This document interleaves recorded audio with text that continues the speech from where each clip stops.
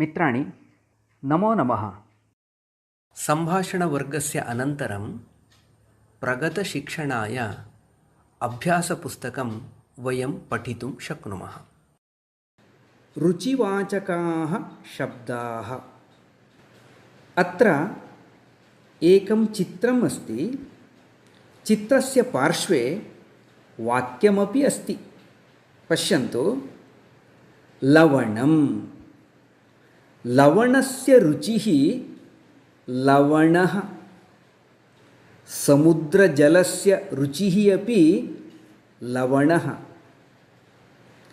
जम्बीरं। जम्बीरस्य रुचिः आम्लः। चाकलेहः अस्ति। चाकलेहस्य रुचिः मधुरः। मरीचिका। मरीचिकायाः रुचिः कटुः। कारवेल्लं। कारवेल्लस्य रुचिः तिक्तः। आमलकम्। आमलकस्य रुचिः कषायः। एतानि वाक्यानि पठतु। अशुद्धानि वाक्यानि शुद्धानि करोतु इति सूचना अस्ति। गुडस्य रुचिः कटुः। अशुद्धं वाक्यं। न, गुडस्य रुचिः मधुरः। मरीचिकायाः रुचिः मधुरः। न, मरीचिकायाः रुचिः कटुः। आम्रफलस्य रुचिः तिक्तः। न, आम्रफलस्य रुचिः मधुरः। कदाचित् आम्लः अपि भवति।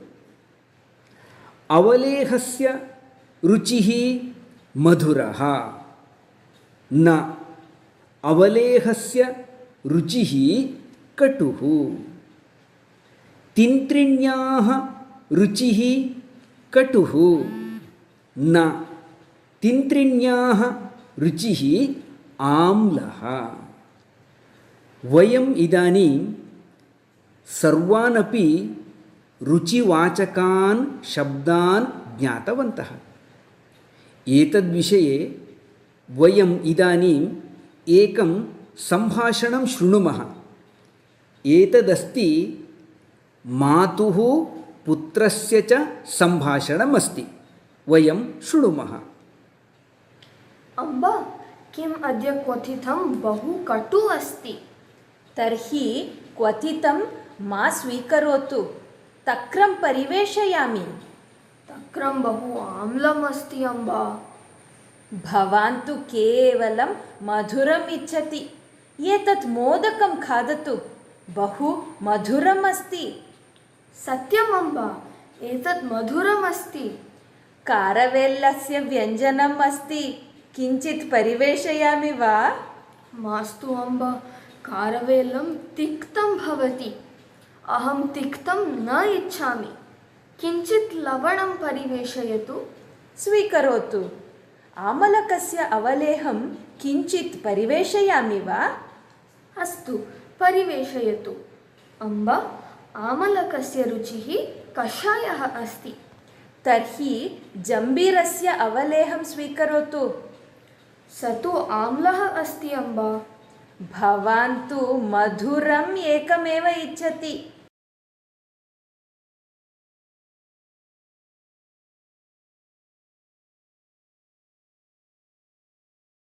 वयम् इदानीम् अन्यम् एकम् अभ्यासं कुर्मः।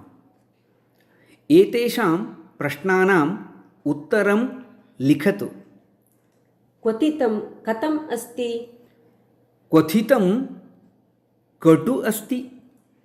तक्रं कथम् अस्ति? तक्रम् आम्लम् अस्ति। किं तिक्तं भवति? कारवेल्लं तिक्तं भवति। आमलकस्य रुचिः का? आमलकस्य रुचिः कषायः। भवान् किम् इच्छति? अहं मधुरम् इच्छामि। गुडस्य रुचिः का? गुडस्य रुचिः मधुरः। समीचीनं। वयम् इदानीम् अग्रिमम् अभ्यासं पश्यामः। अत्र एकं चित्रम् अस्ति। एतदस्ति आपणस्य चित्रम्। एषः अस्ति पाञ्चालिकानाम् आपणः। आपणिकः अस्ति, तस्य पुरतः एका बालिका अस्ति। इदानीं तयोः सम्भाषणं किं भवति इति वयं शृणुमः। भवती किम् इच्छति? अहं पाञ्चालिकाम् इच्छामि। कीदृशपाञ्चालिकाम् इच्छति? पश्यतु, ईदृशपाञ्चालिकाम् इच्छामि। अस्ति वा? अस्ति, परन्तु तादृशपाञ्चालिकायाः मूल्यं 20 रूप्यकाणि। दर्शयतु भोः। किं भोः, मम सखी अपि ह्यः ईदृशपाञ्चालिकाम् एव क्रीतवती। तस्याः मूल्यं तु 10 रूप्यकाणि एव। प्रायः सा पाञ्चालिका ईदृशपाञ्चालिका न स्यात्। ईदृशपाञ्चालिका एव भोः, अहं सम्यक् जानामि। तर्हि 15 रूप्यकाणि ददातु, नयतु। न 15 रूप्यकाणि अधिकानि। अहं तु 10 रूप्यकाणि ददामि। भवतु, पाञ्चालिकां स्वीकरोतु। अत्र विशेषसूचना अस्ति, अस्माभिः स्मरणीयम्। पुल्लिङ्गे ईदृशः इति रूपं भवति, स्त्रीलिङ्गे ईदृशी इति रूपं भवति, नपुंसकलिङ्गे ईदृशम् इति रूपं भवति। अतः स्यूतः अस्ति चेत् ईदृशः स्यूतः, घटी इत्यस्ति चेत् ईदृशी घटी, पुस्तकम् इति अस्ति चेत् ईदृशं पुस्तकम्। एतत् अस्माभिः न विस्मरणीयम्। वयम् इदानीम् अन्यम् एकम् अभ्यासं कुर्मः। तदेव सम्भाषणं पुनः शृणुमः। किन्तु अस्मिन् सम्भाषणे पाञ्चालिका इति शब्दस्य स्थाने लेखनी इति शब्दस्य उपयोगः कृतः अस्ति। सूचना तु अस्ति, पूर्वतनसम्भाषणे पाञ्चालिका शब्दस्य स्थाने लेखनी इति शब्दं योजयित्वा सम्भाषणं पुनः लिखतु इति अस्ति। वयम् इदानीं सम्भाषणं शृणुमः। भवती किम् इच्छति? अहं लेखनीम् इच्छामि। कीदृशलेखनीम् इच्छति? पश्यतु, ईदृशलेखनीम् इच्छामि। अस्ति वा? अस्ति, परन्तु तादृशलेखन्याः मूल्यं 20 रूप्यकाणि।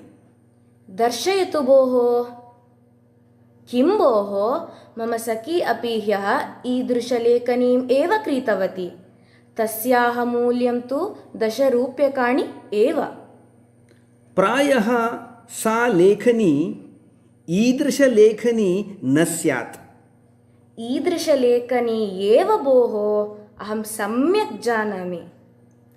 तर्हि 15 रूप्यकाणि ददातु, नयतु। न 15 रूप्यकाणि अधिकानि। अहं तु 10 रूप्यकाणि ददामि। भवतु, लेखनीं स्वीकरोतु। मित्राणि, वयम् अग्रिमे पाठे पुनः मेलिष्यामः। धन्यवादाः। नमो नमः।